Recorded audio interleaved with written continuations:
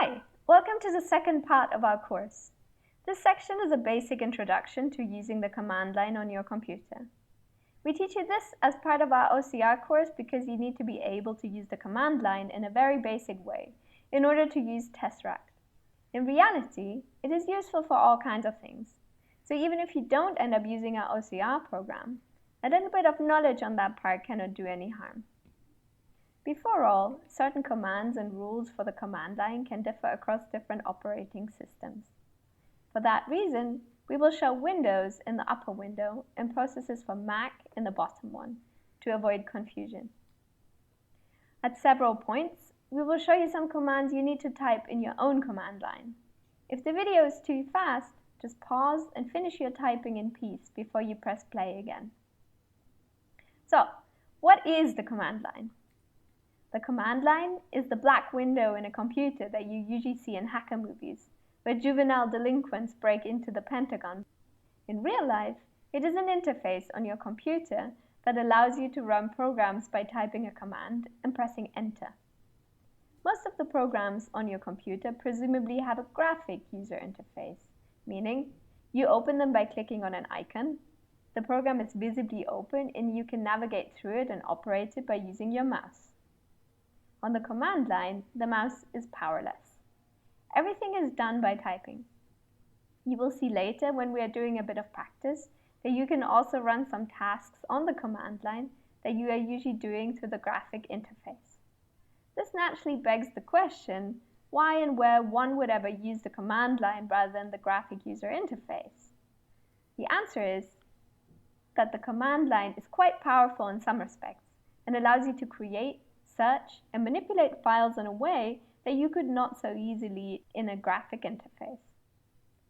Most importantly for our purposes, however, you can use it to run programs that do not have a graphic user interface, for example Tesseract, our chosen OCR program. In this module, we'll do some very basic practice, just enough to get you going with OCR. If you want to learn more about the command line, and we highly recommend that you do, here is a good resource for you to discover and learn more commands. Let's first open the command line in order to do a bit of practice and get familiar with it. In Mac, you can find the command line in the Applications folder under the name Terminal. Double-click on Terminal and the black window that is your command line should open.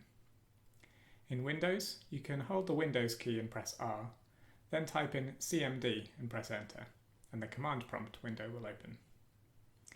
Here's what you'll see in your window. In the first instance, on the left side, you see the so-called working directory, the directory you're currently operating in. A directory is another name for a folder. In Mac, you can see the content of your current directory by entering ls on the command line and pressing enter. For Windows, the command is dir followed by enter. This will show you a list of the files or folders that are in your current directory. There is a myriad of standard commands that you can use on the command line, and we'll only go through a small number here. There are many sources on the internet you can consult for more commands. Moreover, if you know of a command but aren't sure quite what it does or how to use it, you can usually just run the command without anything after it and get a short description of its function and how to use it. In this lesson, we will practice with a number of commands that are the same on Windows and Mac, just to make things easier. We'll start with mkdir, which is short for make directory. You can use this command to create a new folder, a directory that is. Try entering mkdir new directory and hit enter.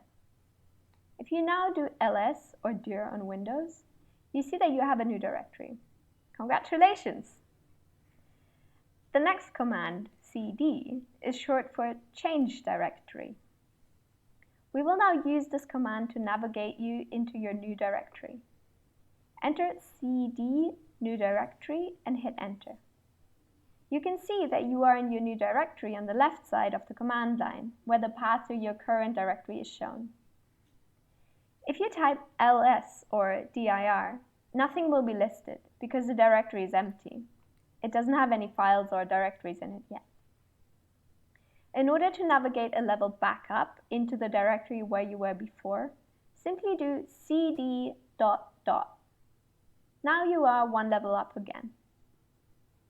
We recommend practicing and navigating around a bit with the help of these commands, just for you to get comfortable.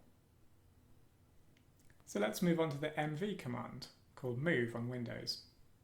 This is used for renaming files or directories, or moving them to a different place. Enter mv new directory renamed to rename the directory you just made. When you type ls on Mac or dir on Windows, you will see that new directory has been renamed to renamed. Now let's make another directory and move that inside the first one. Type mkdir next directory and press enter. Then do the same with mv next directory renamed. Now if you run ls or dir, you will see only the renamed directory, but if you run ls renamed to look inside the renamed directory, or dir renamed in Windows, you'll see another directory inside it. Let's now create a file for testing purposes. We can create a basic text file with the echo command by typing the following and hitting enter. Echo hello world to my file. If you run ls or dir, you will see my file. Next we'll cover the command cp or copy on Windows for copying files and directories. This is similar to mv, but it doesn't remove the original file or directory when it's done. Type cp myfile renamed, and you can see with ls or dir that my file is still present, and by typing ls renamed or dir renamed, that it's also now in the renamed directory. So, the things we have been doing so far are pretty straightforward and also pretty harmless. You will not accidentally hack into the Pentagon that way or invite some raging Trojan horse onto your computer.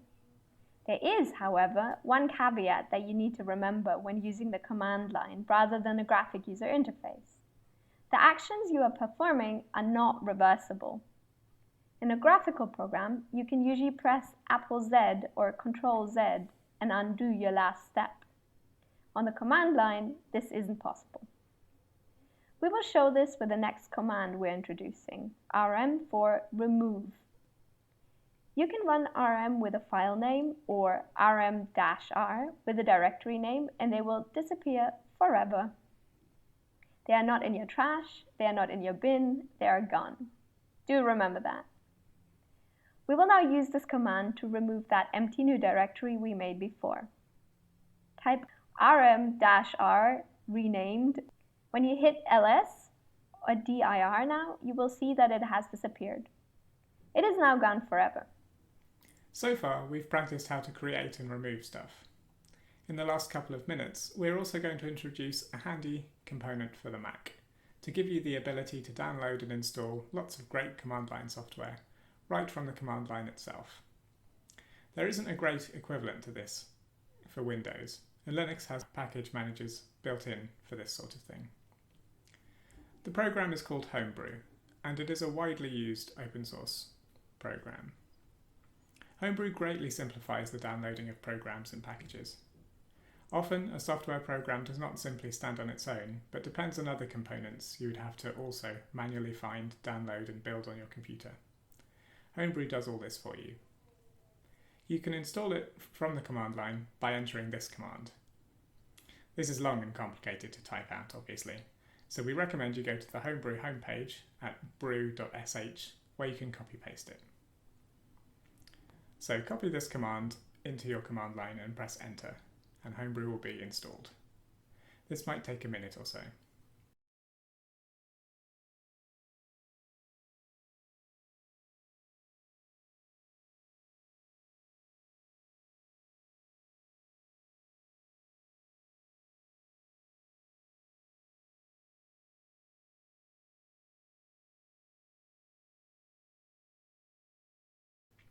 Once it's finished, you can easily install a whole bunch of interesting software by typing brew install, followed by the name of the package. We will use this in the next section of our course for installing Tesseract. We will do one last exercise at this point to check whether Homebrew is properly installed on your computer. Type brew in your command line and hit enter. If Homebrew is installed, you should see a little help section explaining the use of the program. At this point, you do not need to understand every little detail, but there is one thing we would like to point out. If brew install helps you install a program, brew uninstall helps you remove it just as easily, without having to look for it on your computer. To recap on this lesson, the command line is an interface on your computer that you can use to run processes and programs you cannot operate through graphic interfaces. We need it in this course because Tesseract has no graphic interface, but in reality the command line is used for a myriad of other things, and we can warmly recommend learning more about it. In the next lesson, we will get concrete and teach you how to install and run Tesseract with the help of the command line. But in the meantime, we very much recommend doing a bit of practice on your own, creating directories, moving or copying them, or even look up more commands to practice with.